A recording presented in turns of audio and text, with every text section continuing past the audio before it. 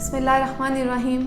अस्सलाम वालेकुम everyone, this is me Nawal Fatima from Chauhan international travel and tours private limited. उम्मीद करती हूँ आप सब खैरियत से होंगे। तो बहुत सारे क्वेश्चंस हमें आते हैं कि जो लोग भी बाहर की कंट्रीज़ में मूव करना चाहते हैं उनके पास कौन कौन से ऑप्शंस होते हैं जो कि वहाँ रहकर अपनी सिटीज़नशिप हासिल कर सकें। अब सिटीज़नशिप जो है वो कई किस्म की होती है। आप जो हैं वो लाइक अगर हम बात करें यूरोपियन कंट्रीज़ की, south American, south Asian countries की, नॉर्थ अमेरिका, साउथ अमेरिका की, तो यहाँ पर डिफरेंट किस्म की जो है वो इन्वेस्टमेंट आई जाती लाइक प्रोग्राम जो है वो गवर्नमेंट की तरफ से लॉन्च किए जाते हैं। अब उसमें ये होता है बेसिकली, मैंने पहले भी एक वीडियो में बताया था कि जब आप किसी कंट्री में लाइक आप देखते हैं कि वहाँ से जो है वीज़ा रेशो अच्छी जा रही हैं, तो उसका बेसिक पर्पस ये होता है कि उन कंट्री के अंदर या तो इन्वेस्टर्स की या फिर एंटरप्रेन्योर्स की कमी है। तो जब उनके पास कोई नया आइडिया नहीं होता है या फिर उनके पास जो है वो लेबर वर्क कम होता है, तो वो अपने वीज़ाज़ जो हैं वो ओपन कर देते हैं फॉर अदर कंट्रीज़। तो अगर आप किसी भी कंट्री में या स्पेसिफिकली इन कंट्रीज़ में जिनकी मैंने बात की है, जैसे कि America, south America, north America, south Asia और यूरोपियन कंट्रीज़, तो इनमें आप जो हैं वो 3 से 4 तरीके होते हैं सिटीज़नशिप अप्लाई करने के। तो हम उसमें आज बात करेंगे उन पॉइंट्स की। इसके बाद फर्दर हम नेक्स्ट वीडियोस के अंदर उनके बारे में डिटेल में जाएंगे। तो पहले जो होती है वो होती है सिटीज़नशिप बाय इन्वेस्टमेंट।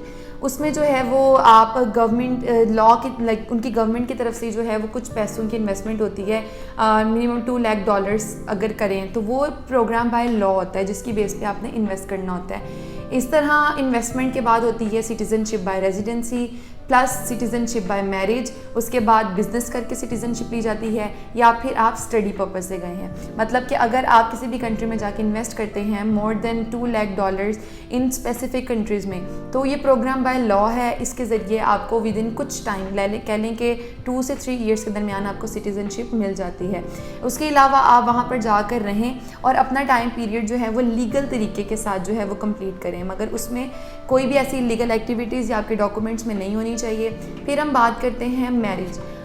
जो भी यहाँ से लाइक वहाँ पर लॉ जाके आप किसी मतलब वहाँ के रेजिडेंट्स गर्ल या बॉय से शादी करते हैं, फॉर एग्जांपल अगर वहाँ का सिटीज़नशिप है, तब भी आपको विद इन आप शादी के फ़ौरन बाद ही अप्लाई कर सकते हैं अपनी सिटीज़नशिप। टेम्प्रेरी मिलती है लेकिन फिर फर्दर मोर 1-2 साल का गैप होता है, तो आपको इन्वेस्टमेंट जो है वो मिल जाती है। इसके बाद आप सिटीज़नशिप बाय बिज़नेस के थ्रू भी कर सकते हैं इन्वेस्ट, अपनी सिटीज़नशिप जो है वो हासिल कर सकते हैं। फिर स्टडी, आप स्टडी पे जाएं, वहाँ पर अपनी स्टडी कंप्लीट करें, फिर आपके पास जॉब पीरियड होता है उसमें अपनी जॉब करें और इसके थ्रू भी आपको मिल जाती है।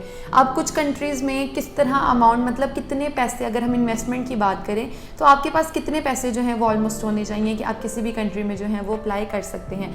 तो सच एज करीबियन कंट्रीज़, जो करीबियन कंट्रीज़ की बात करें जिसमें लाइक फॉर माल्टा है या इसके बाद मोंटेग्रो है, ये जो है ये इनकी मिनिमम इन्वेस्टमेंट जो है वो $2 मिलियन से स्टार्ट होती है। लाइक ये बहुत हाई रेंज कंट्रीज़ हैं, यहाँ पर आपकी मिनिमम इतनी रेंज होनी चाहिए। इसके अलावा साउथ एशिया, इस वक्त एशिया, वेस्ट और टर्की जिस तरह हम बात करें ईस्ट में जो है टर्की जो है उसकी इन्वेस्टमेंट वो $1 लाख अगर आपके पास है तो आप इन कंट्रीज़ में जो है वो इन्वेस्टमेंट कर सकते हैं। इसके बाद इन्वेस्टमेंट जो है वो मिनिमम डॉलर्स में जाती है, लेकिन अगर आपके पास देखा जाए कि बहुत कम पैसे हैं लाइक $10 है, इसके अलावा 50 यानी कि 10 से 50 के डॉलर्स के दरमियान अगर आपकी इन्वेस्टमेंट है, तो उसके लिए जो है फिर आप साथ जॉब करें या फिर आप बिज़नेस करें या फिर लीगल तरीके से मैरिज करें।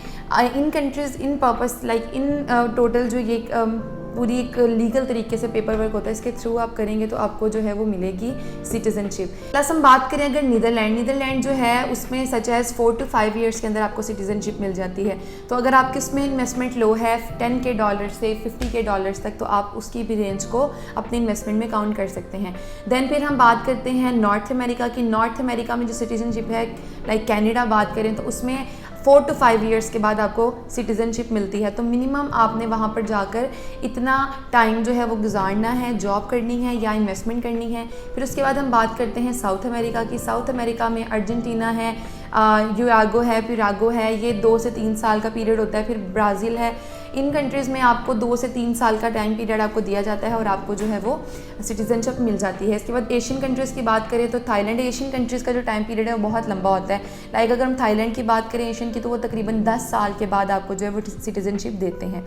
फिर कुछ कंट्रीज़ जो हैं वो आपको इस चीज़ पे इंसिस्ट करती हैं कि आपको वहाँ की लैंग्वेज आना ज़रूरी है, क्योंकि आप वहाँ पर रहेंगे तो कुछ कंट्रीज़ की डिमांड होती है। इसलिए बेहतर होता है कि आप अगर कोई भी इन्वेस्ट कर रहे हैं या आपका प्रोग्राम है किसी भी कंट्री की सिटीज़नशिप हासिल करने के, तो आप वहाँ पर अपने डॉक्यूमेंट्स के साथ साथ रेडी करें, प्लस अपनी लैंग्वेज कोर्स भी करें स्पेसिफिक कंट्री में, क्योंकि आपका ऑब्वियसली अप्लाई करने के लिए इंटरव्यू होगा और इंटरव्यू जो है वो आपका उसी लैंग्वेज में जो है वो कंडक्ट किया जाता है। तो ये कुछ चीज़ें हैं, अगर आप किसी भी कंट्री में सिटीज़नशिप अप्लाई कर रहे हैं तो आप इसको मद्देनज़र रखें, कितनी इन्वेस्टमेंट होनी चाहिए। बहुत सारे लोगों की क्वेरीज़ होती हैं, तो आज इसी बारे में डिस्कस किया। बाकी फ़र्दर जो ऑप्शंस हैं उसको किस तरह हम एक्सप्लोर करेंगे, किस तरह उसके पार्ट्स बनते हैं, वो तमाम इंशाल्लाह मैं अगली वीडियोज़ के साथ जो हूँ वो हाजिर होंगी और आपको मैं बताऊँगी कि उसमें आप कितनी डिटेल में जा सकते हैं।